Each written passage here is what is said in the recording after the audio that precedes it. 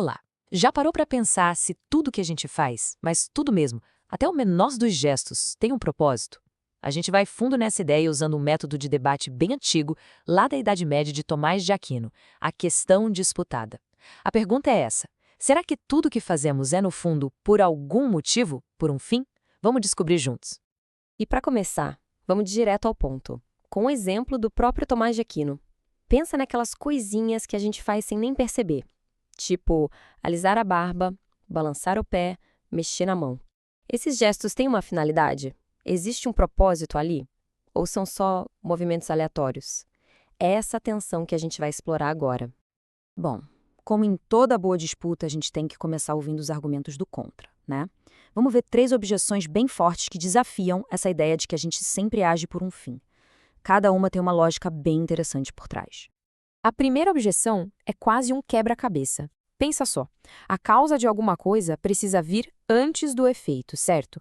Mas o fim, o objetivo de uma ação, é, por definição, a última coisa que acontece. Se o plano é construir uma casa, a casa pronta é o fim. Como é que algo que nem existe ainda pode ser a causa do primeiro tijolo que a gente coloca? Parece uma contradição, né? A segunda objeção é que certas atividades já são o ponto final.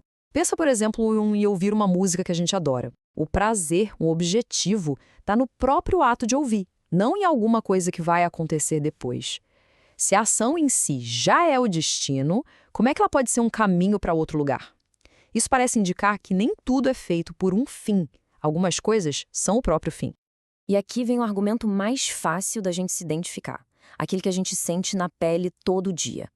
Quantas coisas fazemos no piloto automático? Balançar o pé, enquanto a gente está focado em outra coisa, ou o clássico exemplo de alisar a barba. A gente não para pensar, não tem um plano, e se não tem pensamento, como é que pode ter um propósito, um fim? Ok, agora que a gente ouviu as objeções, vamos virar a mesa. Vamos analisar a defesa da ideia de que sim, o ser humano sempre age por um fim. A resposta para essa questão vem com o peso de um gigante, Aristóteles.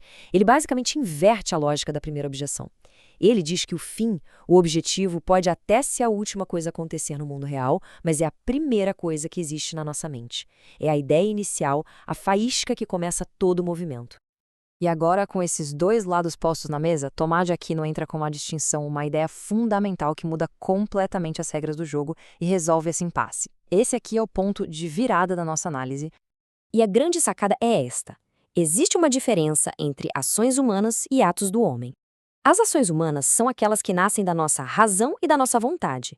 São as coisas que a gente decide fazer, das quais a gente tem controle, como decidir estudar para uma prova. Já os atos do homem são coisas que acontecem com a gente, mas sem uma decisão consciente. Pensa num espirro, num bocejo, ou, exatamente, em alisar a barba sem pensar. São coisas que o nosso corpo faz, mas que não partem de uma deliberação. A partir daqui, o foco da discussão é só e somente nas ações humanas. E a definição é bem clara. Se uma ação parte da nossa vontade deliberada, ela sempre busca alguma coisa que a nossa vontade enxerga como boa, como um objetivo a ser alcançado. Faz parte da natureza desse tipo de ação ter um alvo, um fim. Com essa nova ferramenta em mãos, essa distinção, a gente pode voltar naquelas 3 objeções do começo e ver como elas se desfazem. Essa aqui é a chave que vai abrir cada um daqueles cadeados lógicos que a gente encontrou. A solução se desenrola em 3 passos bem claros. A primeira objeção a gente resolve com o conceito de intenção. A segunda, analisando a natureza da vontade. E a terceira é resolvida simplesmente aplicando a nossa nova definição. Vamos ver uma por uma? Lembra daquele problema do tempo? Causa antes, fim depois? A solução aqui é genial. O fim é sim a última coisa na execução, no mundo físico, mas ele é a primeira coisa na mente, na intenção de quem age. A imagem da casa pronta na cabeça do arquiteto é a causa que o move a pegar o lápis e desenhar a planta. A intenção do fim é a verdadeira causa que bota tudo em movimento. E aquela questão da ação que já é o próprio fim, tipo ouvir música? A resposta aqui é um pouco mais sutil. O simples ato de querer ouvir a música, de direcionar a nossa vontade para isso, já é uma ação que tem a música como fim. Pensa assim, a vontade está sempre apontando para algo, ela nunca está parada no vazio.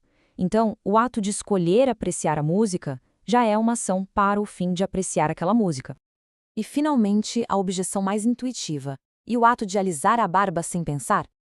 Com a nossa nova distinção, a resposta fica muito simples. Esse ato não é uma ação humana. Ele cai na outra categoria, a de atos do homem. E como o argumento todo é sobre as ações deliberadas, esses atos automáticos simplesmente não fazem parte da discussão. O argumento não se aplica a eles. Simples assim. Então, o que essa análise toda nos mostra? Que toda ação que é genuinamente nossa, aquela da qual a gente tem controle, é fundamentalmente guiada por um objetivo. Tudo que a gente faz de forma consciente e deliberada é, na verdade, movido pela busca de um fim. Isso tudo nos deixa com uma pergunta final. Uma pergunta que sai lá da filosofia do século XIII e cai direto no nosso colo hoje. Se toda ação deliberada que a gente toma, desde escolher uma profissão até decidir o que comer no jantar, se tudo isso é feito por um fim, então vale muito a pena se perguntar qual é o fim que, de verdade, orienta a nossa vida. O que a gente está, no fundo, buscando? Essa resposta, claro, fica para cada um de nós.